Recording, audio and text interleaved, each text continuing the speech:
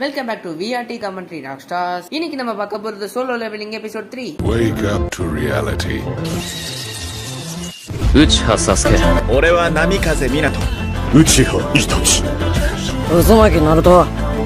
内葉マドラだ。 Nothing ever goes as planned in this accursed world.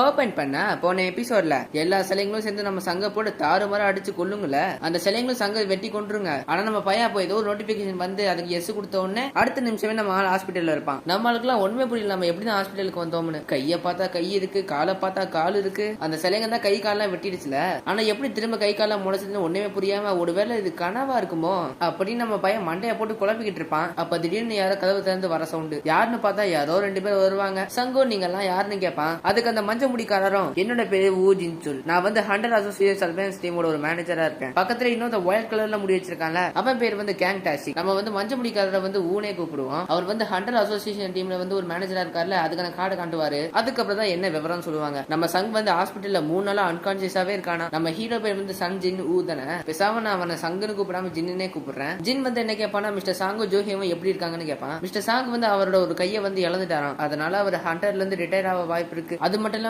ஜோஹி வந்து மன உடைச்சல்ல இருக்காங்க. அதனால இப்ப அவங்க சைக்காட்ரிக் கேர்ல இருக்காங்க. அவங்களோட கண்டிஷனை பார்க்கும்போது இதுக்கப்புறம் அவங்க ஹண்டரா இருப்பாங்களா இல்லையான்னு கூட தெரியல. ஊ வந்து என்ன சொல்லுவாருன்னா, அந்த டபுள் டென்ஷன்ல இருந்து வெறும் 6 பேர் மட்டும் தான் நீங்க தப்பிச்சிருக்கீங்க. ஒரு ஹண்டரோட வேலை என்னைக்குமே ஆபத்து நிறைஞ்சிட்டா இருக்கும். அதுக்கப்புறம் என்ன ஆச்சுன்னா, அந்த இடத்துல இருந்து தப்பிச்சவங்க எங்களுக்கு இன்ஃபர்மேஷன் கொடுத்து ஒயிட் டைகர் கில்டு வந்து அந்த இடத்துக்கு வந்தாங்க. அவங்க அந்த இடத்துக்கு போய் பார்க்கும்போது நீங்க மட்டும் அந்த இடத்துல தரையில விழுந்து கிடந்தீங்க. அது மட்டும் இல்லாம அந்த இடத்துல எந்த ஒரு சிலையும் எந்த ஒரு கோயிலும் இருக்கிற மாதிரி ஒரு ட்ரேஸ் கூட இல்ல. உங்களால நம்ப முடியாதுன்னு எனக்கு தெரியும். ஒரு விலங்கு தான் தப்பிச்சு வந்தவங்க தப்பான இன்ஃபர்மேஷன் ஏதாவது கொடுத்து இறந்து போனவங்க உடனும் கிடைக்காம இருந்திருந்தா உங்க டீம் மேல தான் எல்லாருக்கும் டவுட் வந்திருக்கும். பயப்படாதீங்க, இது ஒண்ணும் உண்மை இல்ல, இது வெறும் எங்களோட யூகம் மட்டும்தான். ஆமா, நீங்க வந்து 2வது அவேக்கன் பண்ண மாதிரி உங்களுக்கு ஃபீல் ஆகுதா? அதுக்கப்புறம் தான் 2வது அவேக்கன் என்னன்னு சொல்லுவாங்க. ஒரு ஹண்டர் பிறக்கும் போது அவன் சக்தி இவ்வளவுதான ஒரு லிமிட்ல இருக்கும். அந்த பவர் வந்து ஏறவும் செய்யாது குறையவும் செய்யாது. ஆனா ஒரு சில ரேர் கேஸ்ல இந்த 2வது அவேக்கன் ஒண்ணு நடக்கும். ஒரு ஹண்டருக்கு 2வது அவேக்கன் ஆயிடுச்சுன்னா அவன் சக்தி பல மடங்கு அதிகரிக்கும். அப்படி செகண்ட் அவேக்கன் ஆயிடுச்சுன்னா அவங்க கண்டிப்பா எஸ் ரேங்கா மாறிடுவாங்க. இதோ இங்க வந்து ஒரு கோல்டு கலர்ல ஒரு மீட்டர் மாதிரி இருக்குல்ல, இது பேர் வந்து மனா மீட்டர். நம்ம சங்கம் அதுல கை வைப்பான். ஊ மனசுல தப்பிச்சவங்க சொன்ன மாதிரி அந்த இடம் ரொம்ப ஆபத்தானதா இருந்திருந்தா ஒரு ஈரான் கண்டரால கண்டிப்பா அங்க தாக்கு பிடிச்சிருக்கவே முடியாது. அப்படி இவன் தப்பிச்சிருக்கானா இவன் ஒருவேளை செகண்ட் அவேக்கன் பண்ண வாய்ப்பு இருக்கு. அப்படி இவன் பண்ணிருந்தா இவன் ஏ ரேங்க் இல்ல எஸ் ரேங்க் தான். ஜின் வந்து அந்த மன மீட்டர்ல கை வச்சிருப்பான்ல, ஜின்னோட பவர் லெவல் எவ்வளவு இருக்குன்னு பார்த்தா வெறும் 10 தான். ஜின்னும் ஆர்வமா என்ன நான் செகண்ட் அவேக்கன் பண்றேன்னா என் பவர் லெவல் எவ்வளவு இருக்கு அப்படின்னு ரொம்ப ஆர்வமா கேட்பான். அவங்களும் இல்ல ஏதோ தப்பா நடந்திருக்கு போல, எங்களை மன்னிச்சிருங்கன்னு சொல்லிட்டு அவங்க பாட்டுக்கு வெளியே போயிருவாங்க. சொல்ல போனா ஒரு சாதாரண ஈரான் கண்டரோட பவர் லெவல் 70க்கு மேலதான் இருக்கும். ஆனா நம்ம பயலுக்கு வெறும் அசிங்கமா 10 தானே இருக்கு. அப்படி பார்த்தா இவன் ஒரு சாதாரண மனுஷன் தான், செகண்ட் அவேக்கனும் ஆவல. அது மட்டும் இல்லாம இப்ப அந்த டஞ்சனும் க்ளோஸ் ஆயிடுச்சு. அந்த டஞ்சனுக்குள்ள போயிட்டு இன்வெஸ்டிகேஷன் கூட பண்ண முடியாது. நம்ம பையில கடுப்பாயிட்டு அட போங்கடா அப்படின்னு சொல்லிட்டு படுத்துட்டு இருப்பானா. அப்ப திடீர்னு மறுபடியும் அந்த நோட்டிபிகேஷன் வரும். என்னப்பா இது மறுபடியும் வந்துச்சு, ஒருவேளை இது நம்ம கணக்கு மட்டும் தான் தெரியுமோ. ஜின்னு அந்த நோட்டிபிகேஷனை தொடலான்னு பார்த்தா தொட முடியாது. அப்பதான் ஜின்னுக்கு ஞாபகம் வரும், அந்த சிலை கத்தி எடுத்து வெட்ட வரும்போது இந்த நோட்டிபிகேஷன் அப்ப வந்திருக்கும்ல, அப்ப வந்தது இப்பதான் எனக்கு ஞாபகமே இருக்கு. அப்பதான் நம்ம ஜின்னோட தங்கச்சி ஜின்னா வருவா. இவளோட முழு பேர் வந்து சங் ஜின்னா. நம்ம வந்து இவள ஜின்னானே கூப்பிடுவோம். பாவம் புள்ள ஜின்ன பத்தி ரொம்ப கவலைப்பட்டிருக்கா. ஜின்னா வந்து ஜின்ன போட்டு தாறுமாறா திட்டுவா. ஏன்னா எப்ப பார்த்தாலும் நீ இந்த மாதிரி பண்றியோன்னு, எப்ப பார்த்தாலும் அடி வாங்கிட்டு ஹாஸ்பிட்டல் கிடக்கிறதே உன் வேலையா போச்சு. நீ இப்படியே பண்ணிட்டு கண்டிப்பா நான் ஸ்கூல்ல நீ பாட்டி வேலைக்கு போக வேண்டியதா இருக்கும். அதுக்கப்புறம் நீ ஹண்டரா இருக்க தேவையில்ல. ஜின்னும் சரி மன்னிச்சிருப்பா, சரி உன் கண்ணுக்கு இது தெரியுதா அப்படின்னு ஜின்னு நோட்டிபிகேஷனை காட்டுவான். ஆனா அவ கண்ணுக்கு ஒண்ணுமே தெரியாது. ஜின்னும் என்ன மன்னிச்சிருப்பா, ஆமா நீ வந்து நிறைய கேம்ஸ் எல்லாம் விளையாடுவல, அதுல வந்து ஏதாவது படிக்காத மெசேஜ் இருந்தா அன்ரீட் நோட்டிபிகேஷன் கேம்ல காட்டும் தானே, அந்த நோட்டிபிகேஷன் நம்ம எப்படி படிக்கிறது? ஜின்னாவும் டே உன் மூலையில ஏதாவது ஆயிடுச்சாடா, சரி சொல்ற கேளு, மெசேஜ் பாக்ஸ் ஓபன் பண்ணி தான் மெசேஜ் படிக்கணும். நம்ம பையலும் மெசேஜ் பாக்ஸானு சொல்லுவான். அப்ப திடீர்னு அந்த நோட்டிபிகேஷன் வந்து மெசேஜ் பாக்ஸே வந்துரும். அப்படின்னு நம்ம பையன் சொல்றத வச்சு அதை கண்ட்ரோல் பண்ணலாம் போல. நம்ம பையல இதை பத்தி நல்லா யோசிச்சுக்கிட்டே இருப்பான். ஜின்னாவும் சரி நீ உடம்ப பாத்துக்கோ, நான் வந்து ஸ்கூலுக்கு போறேன்னு சொல்லிட்டு கிளம்பிடுவாளா. வெளியே வந்து ஜின்னாவோட ஃப்ரெண்டு கூட வெயிட் பண்ணிட்டு தான் இருப்பா. மெசேஜ் பாக்ஸ் ஓபன் பண்ணதுக்கு தான் தெரிஞ்சது ஏகப்பட்ட மெசேஜ் இருக்கு. ஜின்னும் இது ஒரு சிஸ்டம் போல, இந்த சிஸ்டம் வந்து பிளேயரை டெவலப் பண்றதுக்காக வடிவமைச்சிருக்காங்க. டெய்லி ஒரு சில மிஷின்லாம் இருக்கும், அந்த மிஷின் எல்லாத்தையும் கம்ப்ளீட் பண்ணணும். ஒருவேளை எல்லா மிஷினையும் முடிச்சா ரிவார்ட்ஸ் கூட கிடைக்கும். ஒருவேளை டெய்லி மிஷினை முடிக்கலாம் பெனால்டி கூட கிடைக்கும். பெனால்டினா தண்டனை கூட சொல்லலாம். ஜின்னு அப்படின்னா டெய்லி மிஷின் சொல்லிட்டு அப்படி என்ன மிஷின்ஸ் கொடுத்திருக்காங்க செக் பண்ணி பாப்பான். டெய்லி மிஷின் வந்து ஸ்ட்ரென்த் ட்ரைனிங். என்னென்ன மிஷின் பார்த்தா 100 pushup, 100 situps, 100 squats, running 10 kilometre. Daily மிஷினை முடிக்க முடியலன்னா கண்டிப்பா தண்டனை இருக்கும். ஆட போங்கடா, நான் வந்து இப்ப ஹாஸ்பிட்டல்ல இருக்கேன், இதெல்லாம் பண்றதுக்கு நான் என்ன ஒன் பஞ்ச் மேன் சைத்தாமாவா அப்படின்னு நம்மால படுத்துருவான். ஆனா அந்த மிஷினுக்கு கீழே டைமர் ஓடிட்டு இருக்கு. அதுக்கப்புறம் சேர்மன் யார்கிட்டே பேசிட்டு இருப்பான். இவங்க 2 பேரும் ஜின்ன போய் பாத்துட்டு வந்தாங்கல்ல,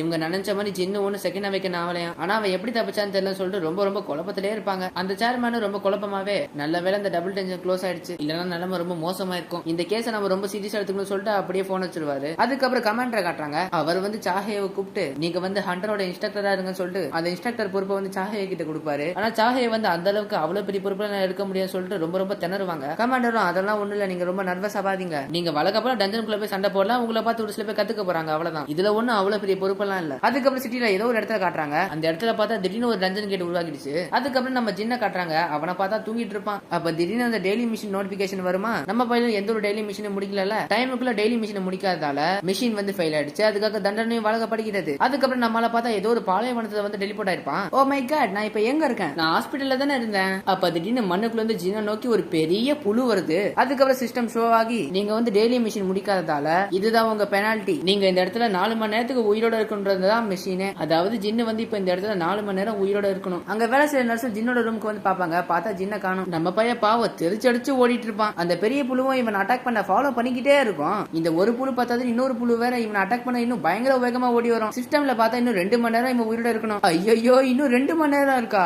ஐயோ என்னால முடியல. ஹாஸ்பிட்டல்ல பார்த்தா நர்ஸுக்கெல்லாம் ஒண்ணுமே புரியல, அவர் எங்கதான் போனாரு, ஒருவேளை தப்பிச்சு போயிட்டாருன்னு சொல்லிட்டு யோசிச்சு பார்த்துட்டு இருப்பாங்களா. அது மட்டும் இல்லாம டைம் ஓடிக்கிட்டே இருக்கு. மறுபடியும் அதுக்கப்புறம் ஜின்ன காட்டுறாங்க. ஜின்னு தேம்பி தேம்பி வேர்த்து விறுவிறுத்து ஓடிக்கிட்டு இருப்பான். இதுல அந்த புழு வேற கரெக்டா கடிக்க வருமா, ஆனா அதுக்குள்ள டைம் முடிஞ்சிடும். நம்ம பையன் வந்து ஹாஸ்பிட்டலுக்கே திரும்ப வந்துருவான். பாவம் அவனால எந்திரிக்க கூட முடியல. அதுக்கப்புறம் சிஸ்டம் மறுபடியும் ஷோ ஆகும். சர்வைவல் கோஸ்ட் வந்து ஜின்னு வந்து முடிச்சிட்டான். முடிச்சதால ரிவார்ட்ஸும் கிடைச்சிருச்சு. அப்போன்னு பார்த்து கரெக்டா சைஸா 2 நர்ஸ் வந்து ஆஹா இவர் இங்கதான் இருக்காரா, ஆனா எங்க போனாலும் தெரியலன்னு சொல்லிட்டு முடிச்சிட்டு இருப்பாங்க. அதுக்கப்புறம் காலங்காத்தால நம்ம பையன் ஜாக்கெட் எல்லாம் போட்டுக்கிட்டு ஜின்னா கூட போன் பேசி முடிச்சிட்டு அப்படியே ஹாஸ்பிட்டல்ல விட்டு வெளியே போவான். ஏன் போறான் எதுக்கு போறான்னு ஒண்ணுமே புரியல. அதுக்கப்புறம் ஜூஹியை காட்டுறாங்க. அவளுக்கு வந்து திரும்ப இன்னொரு டஞ்சன் ரைட் வந்திருக்கு. ஆனா இவ்வளவு இல்ல நான் வரல அந்த மாதிரி சொல்லிடுவா. அந்த போன்ல இருக்கிறது நல்லா புரிஞ்சுக்கிட்டு நீங்க இப்பதான் ஒரு பெரிய ஆபத்தை தாண்டி வந்திருக்கீங்க, கொஞ்சம் ரெஸ்ட் எடுங்கன்னு சொல்லிட்டு ஜின்ன பத்தி பேச ஸ்டார்ட் பண்ணுவாரு. என்னன்னா ஜின்னு வந்து இவ்வளவு நாள் ஹாஸ்பிட்டல்ல இருந்தால இப்ப ஜின்னு வந்து கண்ணு முடிச்சுன்னு சொல்லிட்டு ஜூஹி கிட்ட சொல்றாரு. அதை கேட்டதுக்கு அப்புறம் ஜூஹி வந்து கொஞ்சம் சிரிப்பா. ஜூஹிவும் அதுக்கப்புறம் பூவா அதெல்லாம் எடுத்துக்கிட்டு ரொம்ப சந்தோஷமா ஜின்ன பார்க்க போவா. அவ போற வழியில வந்து பக்கத்துல 2 நர்ஸ் பேசிட்டு இருப்பாங்க. நர்ஸும் அங்க பாரு அவர் மறுபடியும் ஓடிட்டு இருக்காரு, அவர் எப்பயில இருந்து கண்ணு முடிச்சாரோ அப்பயில இருந்து அவர் ஓடிக்கிட்டே இருக்காரு, அவர் இந்த ஹாஸ்பிட்டலுக்கு வரும்போது அவர் எவ்வளவு காயத்துல இருப்பாரு, சாதாரண மனுஷங்களை விட ஹண்டர்ஸ் வந்து சீக்கிரமா குணமாயிடுவாங்க அப்படின்னு நினைக்கிறேன். ஏன்னா இவர் பண்றத பார்த்தா எனக்கு அப்படிதான் தெரியுது. அதுக்கப்புறம் ஜூஹி என்ன நினைச்சாலும் தெரியல, திரும்ப பேக் அடிச்சிருவா.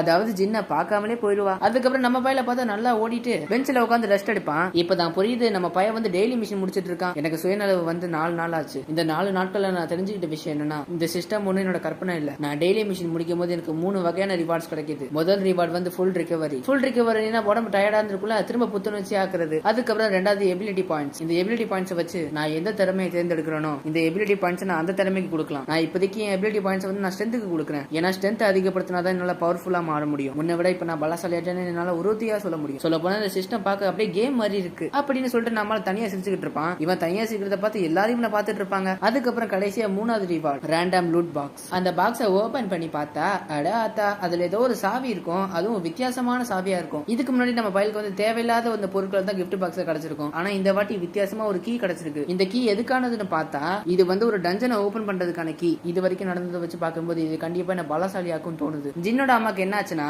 இட்டர்னல் ஸ்லீப்னு ஒரு நோய் வந்திருக்கு. இது வந்து நிரந்தரமா தூங்குற மாதிரி ஒரு டிசீஸ். இந்த உலகத்துல வந்து எப்ப டஞ்சன் கேஸ்ல ஓபன் ஆச்சோ அப்ப இருந்துதான் இந்த நோய் எல்லாம் உருவாச்சான். ஆனா இந்த நோய் வந்து 1000த்துல ஒருத்தவங்களுக்கு தான் வரும். அந்த 1000த்துல ஒருத்தவங்க தான் உங்க அம்மா. இப்போதைக்கு இதை சரி பண்றமே ஒரு கீழ் கூட இல்ல. வேணா வந்து லைஃப் வேணா சேவ் பண்ணலாம் அவ்வளவுதான். அதுக்கப்புறம் பார்த்தா நம்ம பையன் புஷ்யப்படுத்துக்கு இதெல்லாம் யோசிச்சுட்டு இருப்பான். ஜின்னு வந்து ஹண்டரா இருக்கிறதுக்கு முன்னாடி ஒரு கொத்தனாரா தான் இருந்திருக்கான். அதாவது கொத்தனார் லேபரா. அதுக்கப்புறம் தான் நம்ம பையலுக்கு இதெல்லாம் பத்தாதுன்னு சொல்லிட்டு அதுக்கப்புறம் தான் ஹண்டரா மாறுவான். ஏன்னா ஹண்டரா மாறிட்டு அதுக்கப்புறம் எசன் ஸ்டோன்ஸ் மனகிருஷ்ண எல்லாம் கண்டுபிடிச்சு அப்படியே காசு சம்பாதிக்கலாம்ல. அப்பதான் இவன் தங்கச்சியோட படிப்பு செலவையும் ஓட்ட முடியும், இவங்க அம்மாவோட மெடிக்கல் செலவையும் ஓட்ட முடியும். ஜின்னோட சிச்சுவேஷன் அப்படி என் சிச்சுவேஷன் மாதிரியே இருக்குப்பா. ஆனா எங்க 2 பேருக்குள்ள இருக்கிற ஒரே வித்தியாசம் என்னன்னா ஜின்னு வந்து கொத்தனார்ல இருந்து ஹண்டர் ஆனா நான் வந்து கொத்தனார்ல இருந்து யூடியூபர் ஆயிட்டேன். அதுக்கப்புறம் ஜின்னு ஹண்டரா மாறினதுக்கு அப்புறம் இந்த காப்ளின் கிட்ட எல்லாம் போயிட்டு அடி வாங்குவான். ஜின்னோட டீம்மேட்ஸ் இவனை கொஞ்சம் காலை துப்புற மாதிரி தான் பேசுவானுங்க. ஒன்னு பீஸ்ட கொல்லணும் இல்ல எங்கேயாவது ஒளிஞ்சுக்கணும். ஆனா இவன் வந்து பீஸ்ட கொல்றன்ற பேர்ல இவன் சாவர நம்ம கிட்ட போயிட்டு இவன் ஃப்ரெண்ட்ஸ் தானே இவனை வந்து காப்பாத்துறாங்க.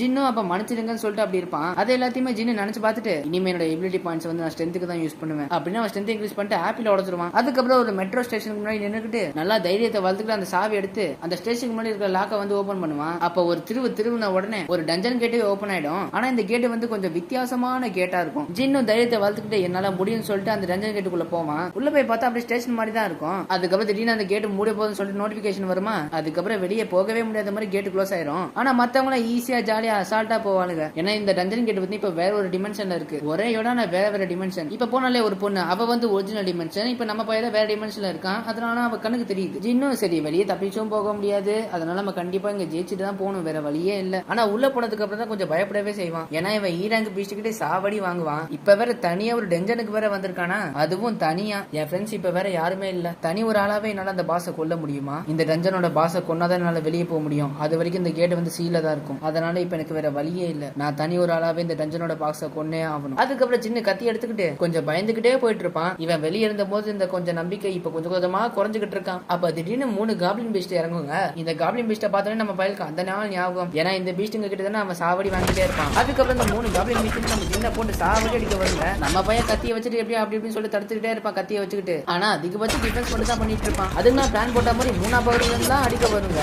டைமே விடாம அட்டாக் பண்ணிட்டே இருக்குங்க. ஜின்னு வேற கொஞ்சம் பயந்துகிட்டே தான் டிஃபென்ஸ் பண்ணுவான். ஒரு கட்டத்துக்கு மேல நம்ம ஜின்னு சம காண்டாய் கத்தி எடுத்து அதை நெஞ்சிலே குத்திடுவான். காப்ளினுக்கு ரத்தம் பீச்சிட்டு அடிக்கும். இதை பார்க்கும்போது தான் எனக்கு கொஞ்சம் நிம்மதியாவே இருக்கு. அதுக்கப்புறம் இன்னும் மிச்சம் 2 காப்ளின்லாம் இருக்குல்ல, அதுக்கெல்லாம் டைமே விடாம அட்டாக் பண்ண வருங்க. அதுக்கப்புறம் ஜின்னு செம்ம காண்டாகி ஒரு காப்ளினோட தலையிலே கத்தியை இறக்கி இன்னொரு காப்ளினோட தலையவே துண்டா வெட்டி விட்டுருவான். அதுக்கப்புறம் நம்ம பையன் நல்லா மூச்சு வாங்கிட்டு அப்பா நான் கொஞ்சம் ஸ்ட்ராங் ஆயிட்ட மாதிரி தெரியுதுன்னு சொல்லி வாயை மூடல. அப்ப திடீர்னு புதுசா சிவப்பு கலர்ல ஒரு நாய் வந்து என்ட்ரி கொடுக்கும். ஆனா என்ன, அந்த நாயோட வாயை பார்க்க கொஞ்சம் இரும்பு மாதிரி இருக்கும். அது நம்ம ஜின்ன அட்டாக் பண்ண வரும்போது நம்ம ஜின்னு வந்து கத்தி வச்சு தடுப்பானா, அது ஆனா அது கத்தியே உடச்சிட்டு போயிடும். என்னால உணர முடியுது அந்த காப்ளின்ஸை விட இது ரொம்ப ஸ்ட்ராங் ஆனது அப்படின்னு நம்ம நினைக்கும் போது அப்ப அவன் கால் திடீர்னு நடுங்கும். அதாவது பயத்துல ஓவரா நடுங்கும். ஜின்னு அந்த பெரிய சிலையை யோசிச்சு பார்த்துட்டு நான் என்ன பயந்துட்டேனா அப்படின்னு சொல்லிட்டு ஓவரா யோசிச்சுட்டு இருப்பான். அப்ப அந்த நாய் திடீர்னு ஓடி வந்து ஜின்ன அட்டாக் பண்ணிடும். ஜஸ்ட் மிஸ்ல கண்ணத்துல மட்டும் தான் சின்ன ஸ்கிராட்ச். இப்ப என் கூட ஹீலர் இல்ல, எனக்கு அடிப்பட்டா என் கதை முடிஞ்சுது அப்படின்னு ஜின்ன நினைச்சிட்டு இருக்கும்போது அப்ப நாய் திடீர்னு ஓடி வந்து நம்ம ஜின்ன அட்டாக் பண்ண வர்றதோட இந்த எபிசோட இதோட முடிச்சுட்டானுங்க.